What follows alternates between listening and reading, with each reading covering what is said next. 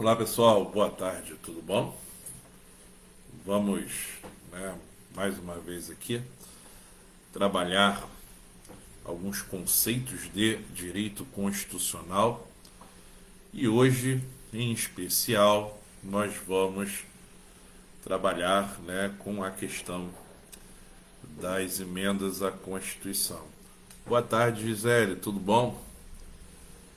Outro dia eu estava na graduação trabalhando com um texto seu sobre a questão do ativismo e da judicialização da política. Muito bom texto, parabéns, tá? Muito bacana mesmo.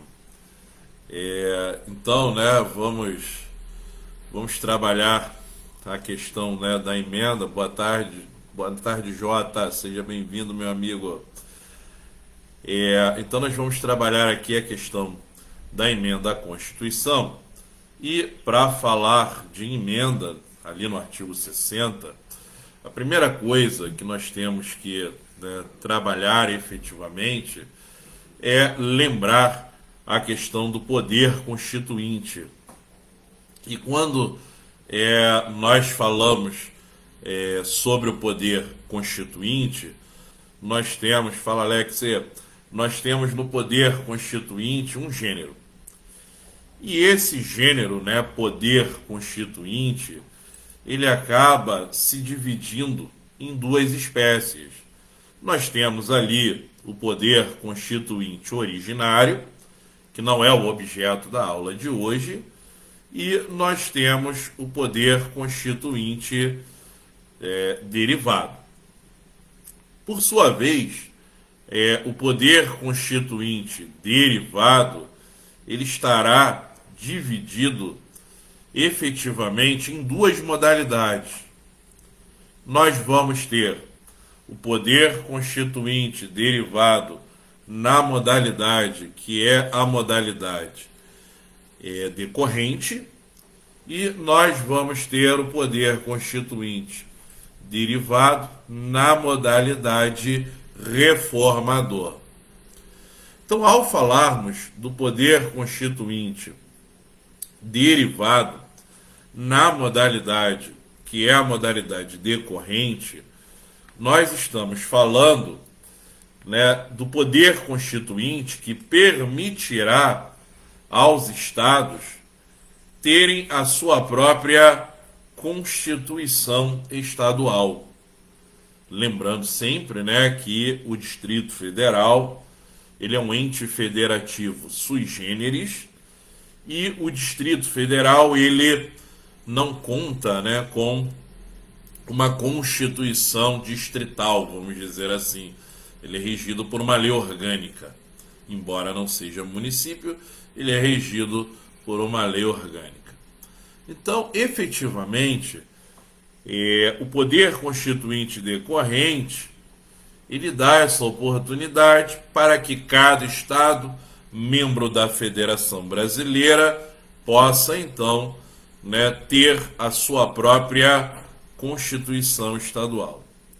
Por outro lado, quando nós falamos no poder constituinte derivado na modalidade reformadora, nós estamos falando da possibilidade de se reformar a Constituição mediante um processo legislativo, que é um processo legislativo, de certa maneira, dificultoso. Embora tenhamos mais de 100 emendas na Constituição atualmente, o que faz parecer a emenda algo fácil de se realizar, nós temos, na verdade, um processo que é um processo legislativo complexo. Nesse sentido, é sempre bom ressaltar e deixar claro que a nossa Constituição, dentre outras classificações, ela é dotada de uma rigidez. Ela é uma Constituição rígida, e por ser uma Constituição rígida, ela só pode ser alterada, como regra, através de um processo legislativo formal que é o processo de emenda. Embora no finalzinho dessa explanação eu vou, falar um pouco da questão da mutação constitucional informal. E a mutação constitucional informal, ela é uma forma de se, mutar a Constituição por decisão judicial, mas é uma outra história que a gente vai olhar no finalzinho. Então, nesse sentido, falar em emenda à Constituição, falar em emendar a Constituição, é falar de obedecer 4 limitações. Então, o poder de reformar a Constituição, ele é limitado. E nessa limitação, nós vamos ter 4 limitações específicas ao poder de emendar. A primeira limitação, ela é uma limitação que nós chamamos de limitação circunstancial. O que é uma limitação circunstancial? O próprio nome já diz tudo, Circunstâncias. É você não poder emendar a Constituição diante de determinadas circunstâncias. Que circunstâncias são essas? Bom, essas circunstâncias são a questão que nós passamos aí em 2018, que é a questão da intervenção federal, estado de sítio e estado de defesa. Então, durante intervenção federal, período de intervenção federal, o período de estado de sítio ou durante o período de estado de defesa, nós não vamos poder realizar emendas à Constituição. Então, o nome dessa limitação é circunstancial. Então, perceba, até a questão política da época se afirmou muito disso na imprensa. Nós tínhamos ali uma situação de segurança no estado do Rio de Janeiro. Quando é que não temos situação de segurança no estado do Rio de Janeiro? E o governador, junto à União, chegaram a um consenso de uma intervenção federal na área de segurança pública. Seguindo os trâmites constitucionais, houve a intervenção. Era um ano em que Michel Temer, por exemplo, tentaria passar perante o Legislativo a reforma da Previdência. E as notícias à época sobre a reforma da Previdência davam conta de que Michel Temer não conseguiria essa aprovação. Então, essa intervenção federal ela veio a calhar, porque durante o período que durou a intervenção, não houve emendas à Constituição Federal. Porque você está limitado, você não consegue passar nenhuma PEC durante o período de intervenção federal, ou estado de sítio, ou estado de defesa.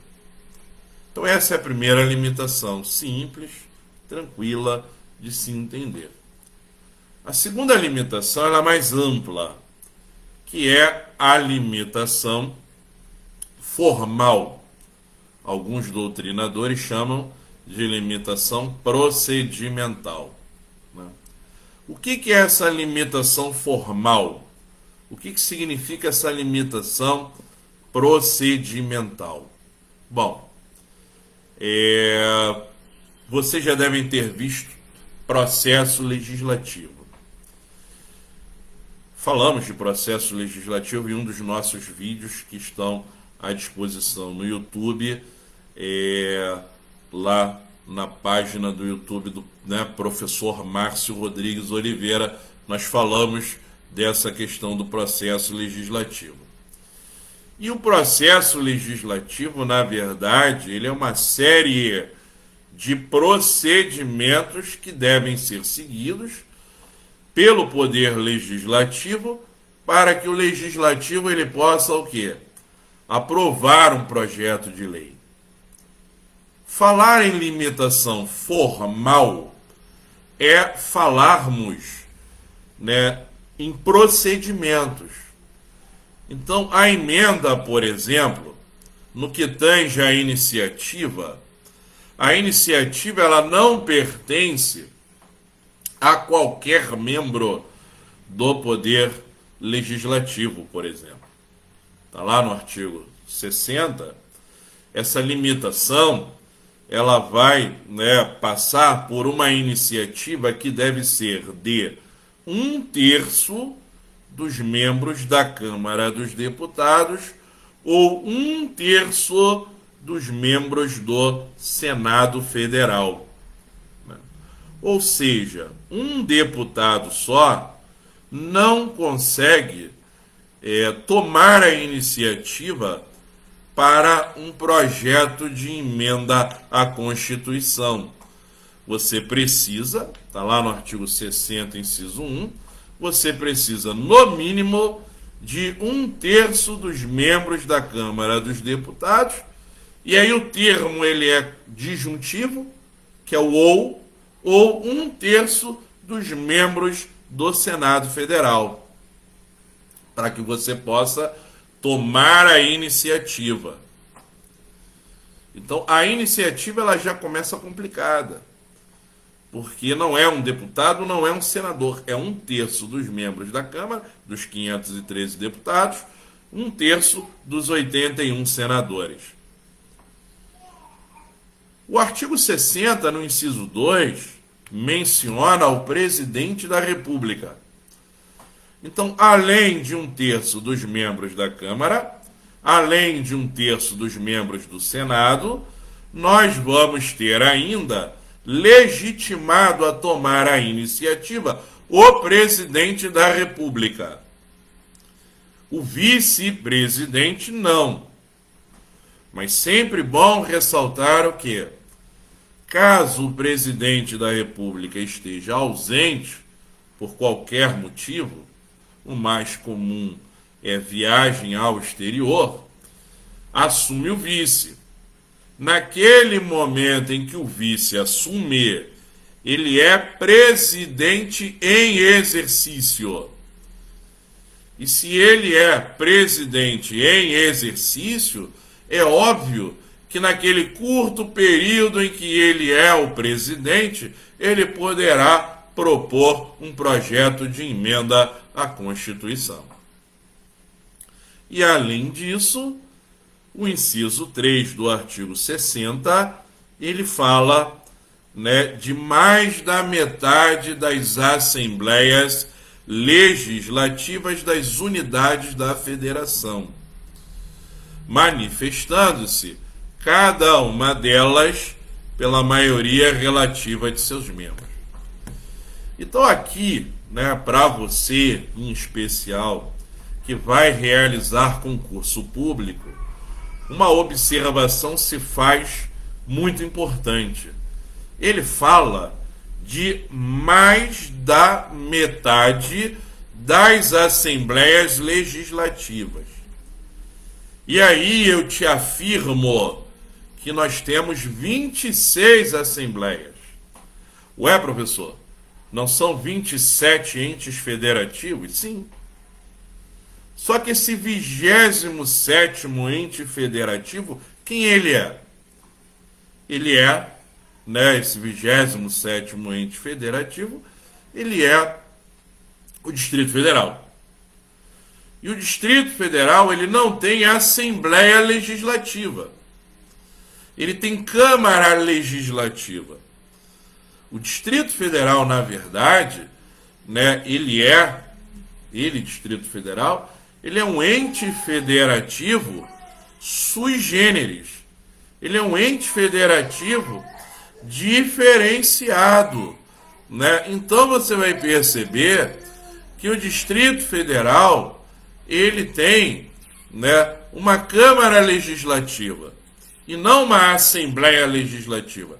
Câmara que me lembra atribuições que são pertinentes, né, ao poder público municipal, legislativa que me lembra atribuições que são pertinentes, né, aos estados.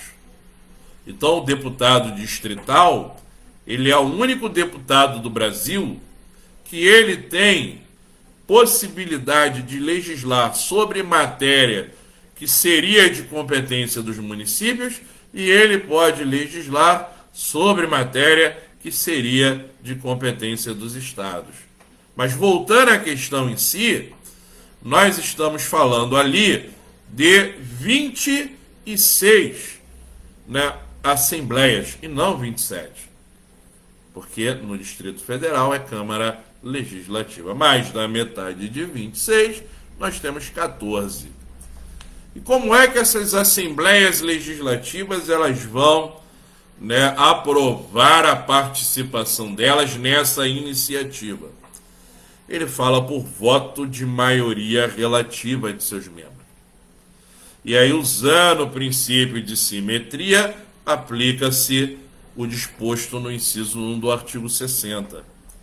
Cada Assembleia Legislativa, se aprovar a sua participação na iniciativa da PEC, né, vai aprovar pelo voto de 1/3 de seus deputados, né, na sua Assembleia Legislativa.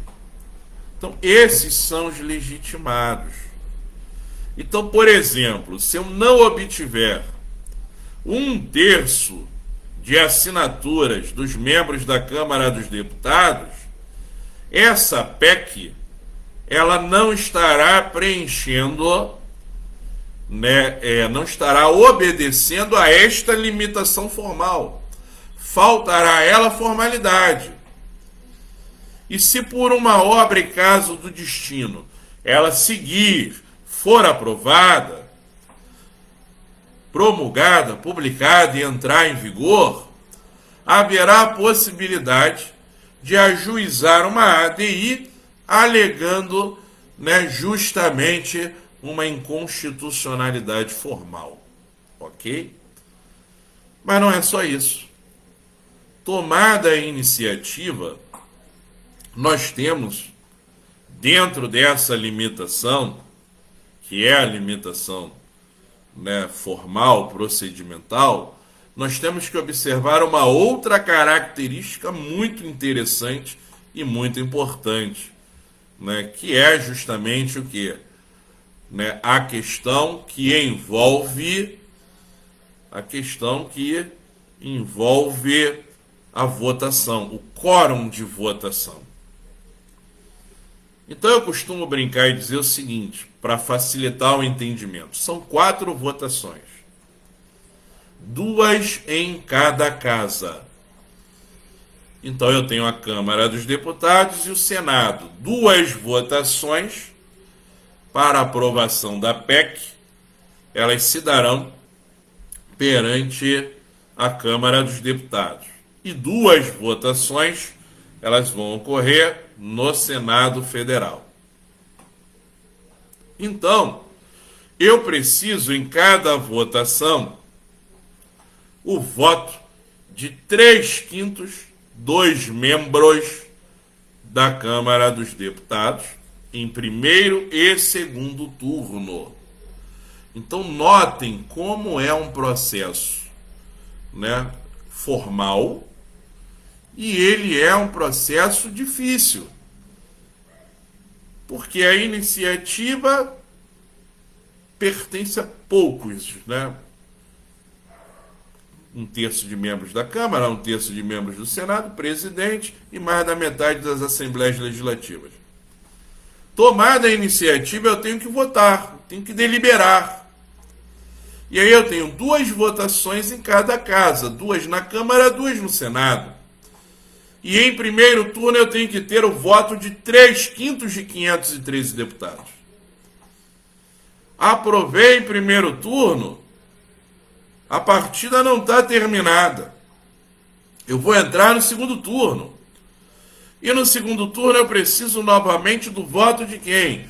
De 3/5 dos membros, né, da Câmara dos Deputados. Se eu não conseguir, né, simplesmente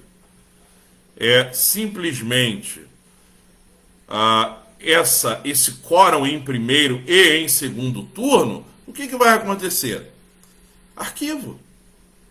Eu vou ter que arquivar a proposta de emenda. Consegui 3/5 no primeiro turno, não consegui no segundo, arquivo. Consegui 3/5, né? Não consegui 3/5 no primeiro turno, arquivo. Mas vamos supor que eu tenha conseguido, né, passar do primeiro e passei no segundo turno.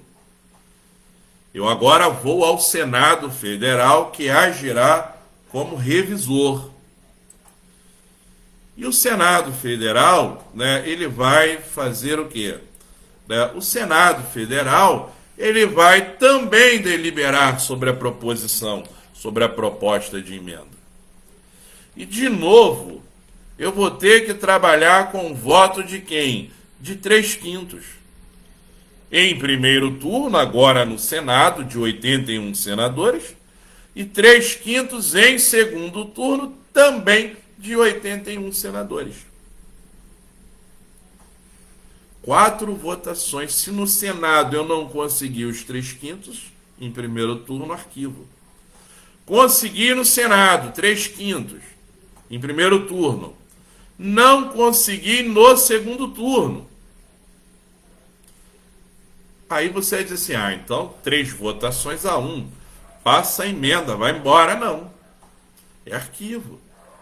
Eu preciso aprovar a emenda em 4 votações, 2 em cada casa.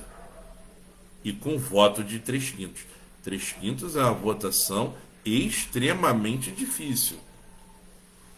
Para que eu obtenha 3/5, eu tenho que ter a Câmara dos Deputados e o Senado comigo. Né? Se eu sou o chefe do Executivo e tomei a iniciativa, eu tenho que ter, né, a Câmara e tenho que ter o Senado me acompanhando. 3/5 é muito mais do que maioria absoluta. Bom, aprovado nas 2 casas, vem uma informação que cai em cada 10 provas de concurso. Inclusive cai muito na prova da OAB.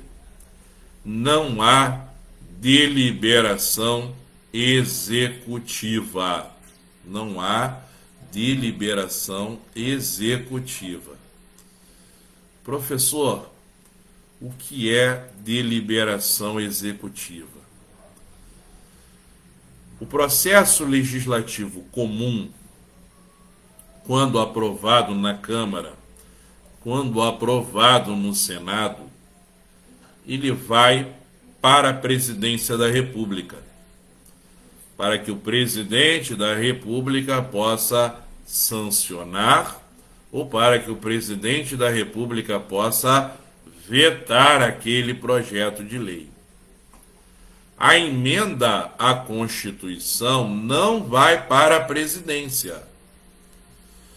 Por isso que se afirma não haver deliberação, que é a deliberação executiva. O que significa dizer que, né, o presidente da República, né, ele não irá vetar, ele não irá sancionar o projeto de lei. Professor, então, né, o que acontece? Esse projeto de emenda constitucional, chamado de PEC, né? A PEC, ela vai para a mesa da Câmara, e aí, para quem está estudando para concurso, os detalhes são pequenos, mas são coisas muito grandes para esquecer. O termo é conjuntivo. Ele vai para a mesa da Câmara e mesa do Senado Federal. E vai para a mesa da Câmara e mesa do Senado, para que a mesa da Câmara e a mesa do Senado possam promulgar esse projeto de emenda. E aí ela vai o quê? Promulgada, publicada, ela vai entrar em vigor. Então nós temos aí ainda, né, estamos falando de limitação formal, de limitação procedimental, e ela termina aqui, essa limitação. Então o que eu quero que você entenda dessa limitação?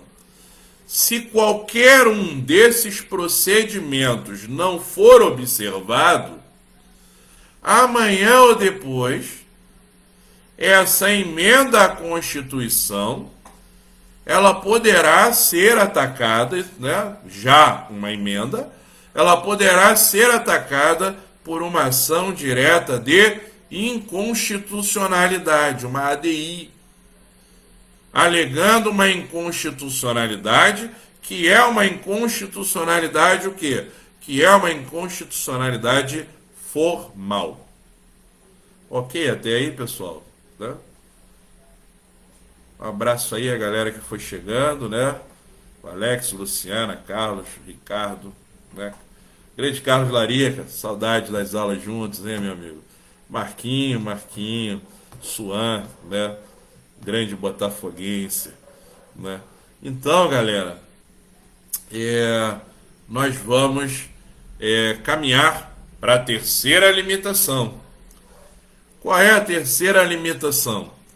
A terceira limitação é a limitação que é a limitação material.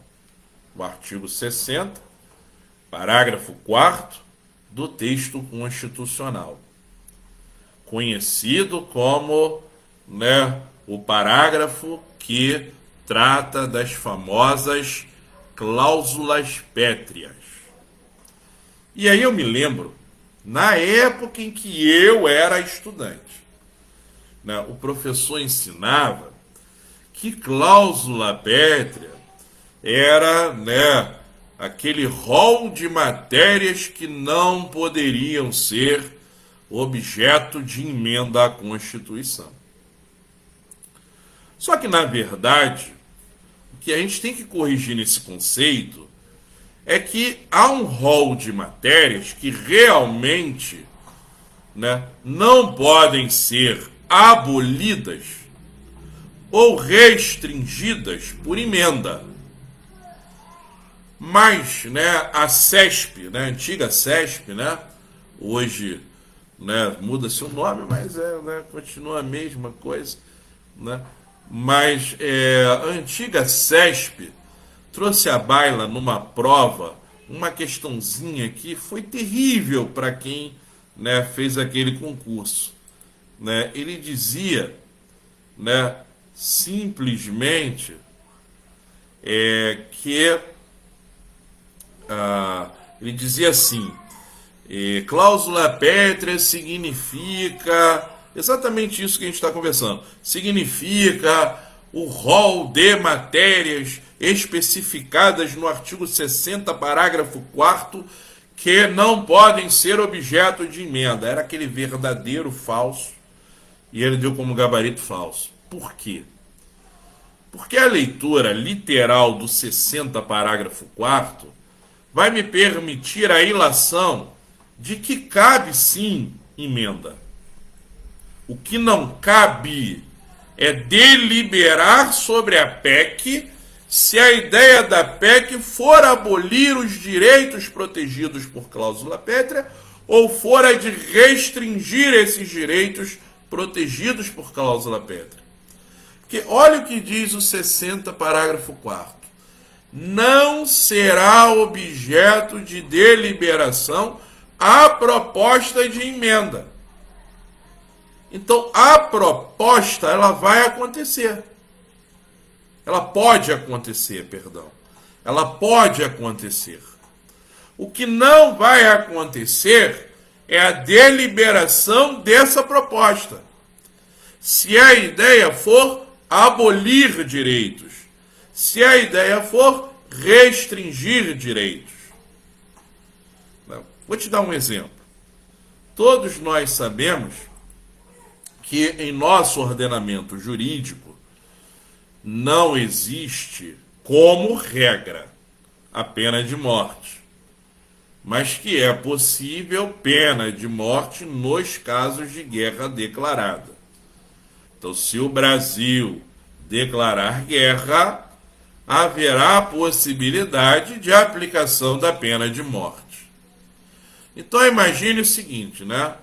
Imagine que o presidente da República, seja qual for ele, né? Estou só fazendo uma ilação, que o presidente da República em exercício, ele resolva propor uma emenda constitucional para estabelecer pena de morte para crimes hediondos. Propor ele pode. Propor ele pode, né? O que ele não pode, o que o Congresso não pode, é deliberar sobre essa proposta. Por quê? Porque essa proposta, ela visa abolir, né, direito fundamental. Ela visa mexer em cláusula pétrea, abolir cláusula pétrea. Agora, imagine o seguinte, no segundo exemplo, o presidente da República, em exercício, ele envia para o Congresso Nacional um projeto de emenda à Constituição, e nesse projeto de emenda à Constituição, ele, presidente da República, visa abolir a pena de morte em caso de guerra declarada. Então o que ele está fazendo com a PEC? Ele está ampliando direitos. Ele não está abolindo o direito à vida, né? Ele não está restringindo o direito à vida. Ele está abolindo direitos. Então, no segundo exemplo, a proposta de emenda, ela poderá ser o quê? Ela poderá ser deliberada, porque a ideia, no segundo exemplo, é ampliar direitos e não abolir e não restringir esses direitos, né? Então, essa limitação material, né, ela protege cláusula pétrea de projetos de emenda que venham para abolir ou que venham para restringir direitos preconizados no parágrafo 4º, que nós temos lá no inciso 1, a forma federativa de Estado, o voto direto, secreto, universal e periódico, separação dos poderes e direitos e garantias individuais. Então, abolir não, restringir não, ampliar eu posso estar emendando para ampliação de direitos, em especial aí os direitos fundamentais. Mas para abolir direitos fundamentais, para restringir direitos, eu até posso propor, mas o Congresso não deverá ou não poderá realizar a deliberação. Tranquilo até aí, pessoal? Alguma dúvida? Se quiser, pode perguntar aqui, né, pelo chatzinho, que, né, eu respondo a vocês sem nenhum problema. Alguma dúvida até aí? A quarta limitação é uma limitação que nós chamamos de limitação temporal. E ela está explícita no ADCT, no ato das disposições constitucionais transitórias, no artigo 3º do ADCT.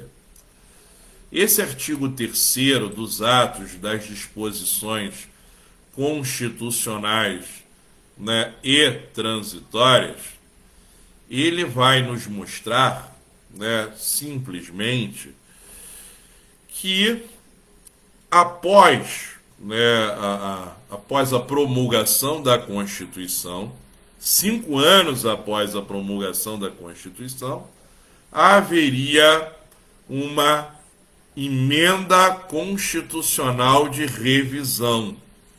Não é essa emenda que a gente tem hoje, não. Essa emenda de revisão seria uma emenda em que eu teria, né, as casas atuando em conjunto, a Câmara e o Senado Federal, e a Câmara e o Senado Federal, por maioria absoluta de seus membros, em uma sessão unicameral, eles iriam, né, aprovar as emendas constitucionais de revisão.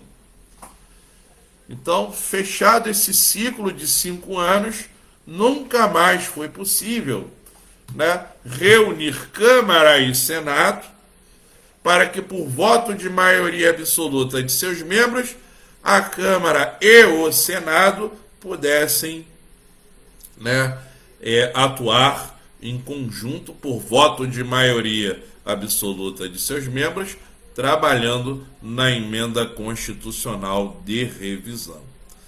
Então, essas são, né, as nossas 4 limitações ao poder de emendar. Limitações claras, bem estabelecidas pelo texto constitucional, em razão de ser a nossa Constituição, dentre outras classificações, uma Constituição que é uma Constituição rígida. Bom, aí o Poder Judiciário, através do Supremo Tribunal Federal, em dezembro de 2008, inovou. Inovou em que sentido? Não sei se vocês lembram, mas a Constituição, no artigo 5º, pressupõe a prisão do depositário infiel. Prisão do depositário infiel está lá no texto constitucional até hoje. O texto está imutável, né? Houve então uma discussão sobre essa prisão. E o Supremo Tribunal Federal, em dezembro de 2008, resolveu, por uma série de outros fundamentos, resolveu encerrar essa discussão com o entendimento de que, né, o Pacto de São José da Costa Rica teria um caráter de supralegalidade e que, com isso, afastado estaria a prisão do depositário infiel.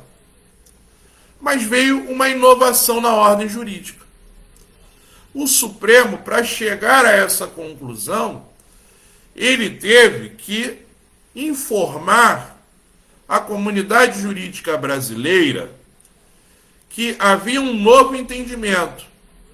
O entendimento de que, por decisão judicial, o Poder Judiciário poderia, protegendo princípios constitucionais, como dignidade da pessoa humana, sempre com esse objetivo de proteção aos direitos fundamentais, que ele, judiciário, e naquele caso específico, ele, Supremo, poderia mutar a Constituição de maneira informal. Ou seja, poderia mudar informalmente a Constituição. E foi isso que aconteceu de lá para cá. Né? De lá para cá, você tem decisões do Supremo que são mutações do texto constitucional. De maneira como se interpreta esse texto constitucional.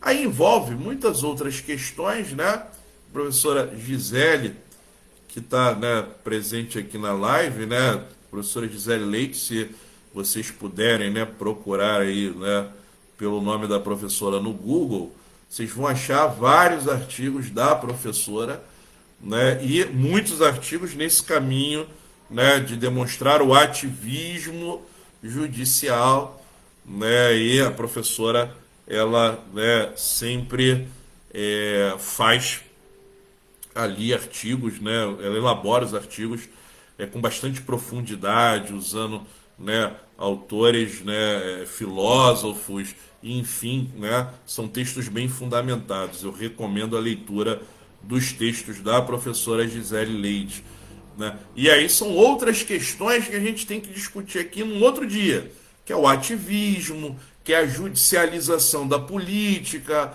que é a questão do pós-positivismo, que é a questão do neoconstitucionalismo, que é um papo que a gente tem que montar só, né, para um outro dia. Que só esse papo já rende bastante.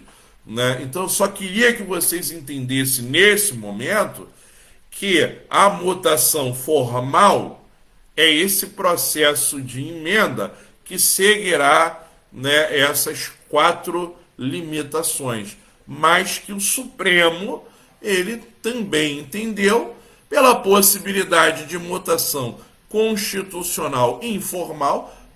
Cada autor chama de um jeito, né? Eu prefiro essa expressão, mutação constitucional informal, né, em que o judiciário, né, alegando a proteção aos direitos fundamentais, ele pode estar, né, interpretando o texto constitucional, né, mudando a maneira de se interpretar, através aí da aplicação do neoconstitucionalismo, né, e da corrente filosófica do pós-positivismo, que dá margem a entender o direito não como um sistema fechado de normas, e sim como um sistema aberto de normas que vai me levar, né, quando houver, né, por exemplo, eventuais conflitos entre princípios constitucionais, né, você usar, né, das técnicas de ponderação de valores para, né, valorar aquele princípio, né, em prol do outro e tomar a sua decisão. Então, meus amigos, a live de hoje, então, né, ela está encerrada. A ideia era passar essa questão da emenda à Constituição e, né, vamos pensar na próxima, e aí podemos fazer essa próxima em cima do ativismo judicial e a questão da judicialização da política. Né? Podemos caminhar, né, para complementar essa aula de hoje. Eu agradeço imensamente a presença de vocês. Hoje uma live curtinha, né? O ideal é que seja, né, aí 30, 40 minutos no máximo. Agradeço a presença de todos vocês, né, o carinho de todos vocês, e já podemos deixar a próxima live marcada para as 17 horas no próximo sábado. Vamos fazer assim. Semana passada não foi possível, né, em razão aí de compromissos pessoais, mas semana que vem já podemos deixar marcado para as 17 horas. Me segue lá no YouTube. Nós temos, né, esse vídeo vai para lá, mas temos outros vídeos, né, interessantes. Professor Márcio Rodrigues Oliveira é o meu canal no YouTube. Segue, deixa seu like nos vídeos, né, e, né, agradeço a todos. Um bom final de sábado, um excelente domingo, né?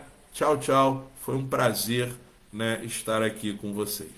Obrigado a todos.